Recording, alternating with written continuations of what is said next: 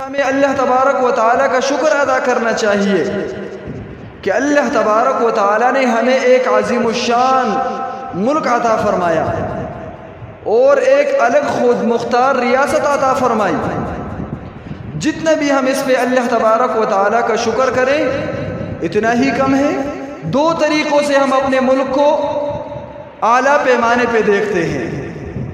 ایک اس طریق پر کہ ہمیں جو اللہ تبارک و تعالیٰ نے یہ ملک عطا فرمایا ہے اس میں کسی قسم کی وسائل کی کمی نہیں ہے۔ ہمارے ملک میں معدنیات کی بھی کمی نہیں، جمادات کی بھی کمی نہیں، نباتات کی بھی کمی نہیں۔ ہمارے ملک میں ہر طرف صحرا بھی موجود ہیں، ہر طرف پہاڑ بھی موجود ہیں، ہر طرف سبزہ بھی موجود ہیں۔ آپ بہت سے ایسے ممالک دیکھ سکتے ہیں کہ جو سبزے کے دیکھنے کے لیے ان کی آنکھیں ترس رہی ہیں، ان کی آنکھیں باہر آ گئی ہیں کہ وہ اپنے ملک میں سبزہ دیکھیں، اپنے ملک میں کھیت دیکھیں، لیکن ان کو یہ تمام چیزیں میسر نہیں ہیں۔ لیکن الحمدللہ ثم الحمدللہ اگر ہم اپنے ملک کو دیکھیں تو ہمارے ملک میں کسی بھی چیز کی کمی نہیں ہے۔ لیکن یہ ہماری بدقسمتی ہے کہ آج تک ہمیں کوئی ایسا حکمران نہیں ملا کہ جو اس ملک کو صحیح سمت پہ چلائے۔ جس طریقے سے اس ملک کے چلانے کا حق ہے اس طریقے سے اس ملک کو چلائے، یہ ہماری بدقسمتی ہے۔ تو وسائل کے اعتبار سے بھی ہمارا ملک اعلیٰ پیمانے پہ اور دستور کے اعتبار سے، آئین کے اعتبار سے بھی ہمارا ملک اعلیٰ پیمانے پہ۔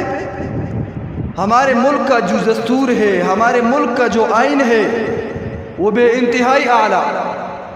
ہمارے ملک کے آئین میں یہ بات موجود ہے کہ ہمارے ملک میں حاکمیت یہ صرف اور صرف اللہ تبارک و تعالیٰ کی ہوگی۔ ہمارے ملک کا جو بھی حکمران آئے گا وہ حاکمیت اللہ تبارک و تعالیٰ کی مانے گا۔ اور ہمارے ملک کے آئین اور دستور میں یہ بات بھی موجود ہے کہ ہمارے ملک کا حکمران ہر وہ شخص نہیں بن سکتا جو ان 5 چیزوں میں سے کسی ایک پر بھی ایمان نہ لائے۔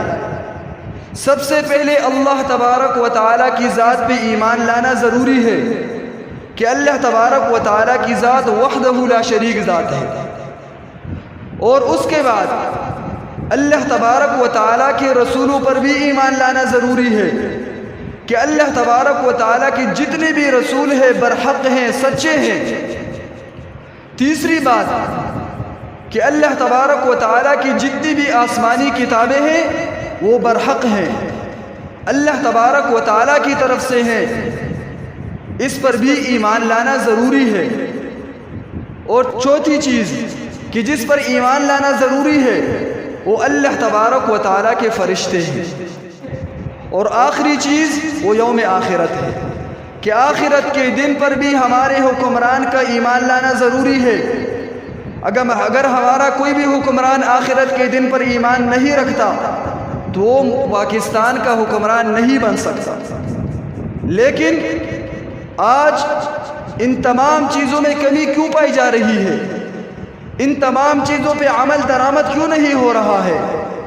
یہ ہمارے حکمرانوں کی بدقسمتی ہے۔ اور اس سے بڑھ کر ہماری بدقسمتی ہے، ہماری غلطی ہے کہ جن حکمرانوں کو ہم نے ایوانوں میں بھیجا ہے وہ کن کی وجہ سے گئے ہیں؟ میرے اور آپ کی وجہ سے گئے ہیں۔ میں نے اور آپ نے ان کو منتخب کیا ہے، اپنے پارلیمنٹ اور ایوانوں میں بھیجا ہے۔ اگر وہ وہاں پر کوئی بھی غلط فیصلہ کریں تو اس کا وبال جس طرح ان پر ہے اسی طرح ہم پر بھی ہے، چونکہ وہ اگر منتخب ہوئے ہیں تو انتخاب کرنے والے میں اور آپ ہیں۔ تو جہاں پر ان کی غلطی پائی جا رہی ہے، اسلامی قانون کے خلاف کوئی بھی بل پاس ہوتا ہے، جس طرح وہ گناہ گار ہیں اسی طرح میں اور آپ بھی گناہ گار ہیں۔ اگرچہ ہم احتجاج بھی کریں، اگرچہ ہم اس کے خلاف جس طریقے سے بھی عمل کریں، لیکن میں اور آپ اس کے گناہ میں اسی طرح شریک ہیں بعین ہی جس طرح وہ شریک ہیں۔ اور الحمدللہ ہمارے آئین میں یہ بات بھی موجود ہے کہ آپ علیہ الصلاۃ والسلام کو آخری نبی ماننا، کہ آپ علیہ الصلاۃ والسلام آخری نبی ہے، آپ علیہ الصلاۃ والسلام کے بعد کوئی نبی آنے والا نہیں ہے۔ یہ شاید جتنے بھی پوری دنیا کے مذاہب ہیں اور ان کے قوانین ہیں، ان کے آئین ہے، ان کے دستور اور منشور ہے، شاید یہ صرف پاکستان کے آئین میں یہ بات موجود ہے کہ ختم نبوت پر ایمان لانا یہ بھی حکمران کے لیے ضروری ہے۔ اور اسی کے ساتھ ساتھ ہمارے آئین اور دستور میں یہ بات بھی موجود ہے کہ کوئی بھی بل اسلام اور شریعت کے خلاف نہیں بنے گا، اور اگر کوئی بھی ایسا بل اسلام اور شریعت کے خلاف بنتا بھی ہے، کسی بھی ادنا سے ادنا شخص کے پاس یہ اختیار موجود ہے کہ وہ عدالت سے رجوع کرے، اور عدالت اس کے رجوع پر اس بات پہ پابند ہے کہ وہ اس قانون کو تبدیل کرے جو اسلام اور شریعت کے خلاف بنا ہے۔ لیکن آج ہماری عدالت بھی نہیں مانتی، تو یہ ابھی ہمارے آئین میں موجود ہے۔ اور سب سے بڑھ کر جو پوری دنیا میں اگر میں کہوں تو یہ بات غلط نہیں ہو سکتی ہے کہ ہمارے آئین میں الحمدللہ یہ بات بھی موجود ہے کہ باہمی رضامندی کے ساتھ مرد اور عورت کے باہمی آپس کی رضامندی کے ساتھ زنا کرنا یہ جرم ہے۔ تو جب باہمی رضامندی کے ساتھ زنا کرنا جرم ہے تو پھر بغیر رضامندی کی بدرجہ اولا جرم ہے۔ تو یہ بھی الحمدللہ ہمارے آئین میں موجود ہے، لیکن عمل درآمد نہ ہونا یہ اس بات کی دلیل نہیں ہے کہ ہمارا قانون خراب ہے، بلکہ ہم خراب ہیں، ہمارے حکمران خراب ہیں، قانون مسلط کرنے والے ادارے خراب ہیں۔ اور ہمارے آئین میں یہ بات بھی موجود ہے کہ کھلا شراب پینا یہ بھی جرم ہے، لیکن بات وہیں پر آتی ہے کہ آج عمل درآمد نہیں ہو رہا۔ آئین تو موجود ہے، دستور موجود ہے، منشور موجود ہے، اس پہ اللہ تبارک و تعالیٰ کا شکر ادا کرنا چاہیے۔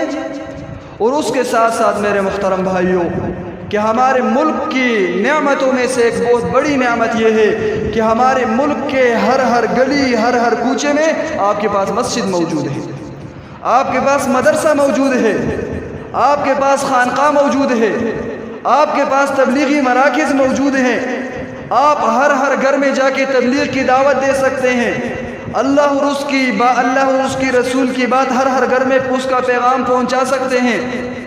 سعودی عرب جہاں اسلام نازل ہوا، جہاں قرآن نازل ہوا، جہاں آپ علیہ السلام کی پیدائش ہے، اس ملک میں بھی آپ کے پاس یہ اختیار نہیں ہے کہ آپ کسی کے گھر پہ جائیں اور اس کو اسلام کی دعوت دیں، اس کو اللہ کی بات پہنچائیں، اس کو نماز کی طرف بلائیں۔ یہ سعودی عرب میں بھی اس بات پہ پابندی ہے، آپ کسی کے گھر پہ نہیں جا سکتے۔ تو یہ اللہ تبارک و تعالیٰ نے ہمیں یہ جو ملک دیا ہے میرے محترم بھائیوں، اس پہ ہمیں شکر ادا کرنی چاہیے، اس کی قدر کرنی چاہیے۔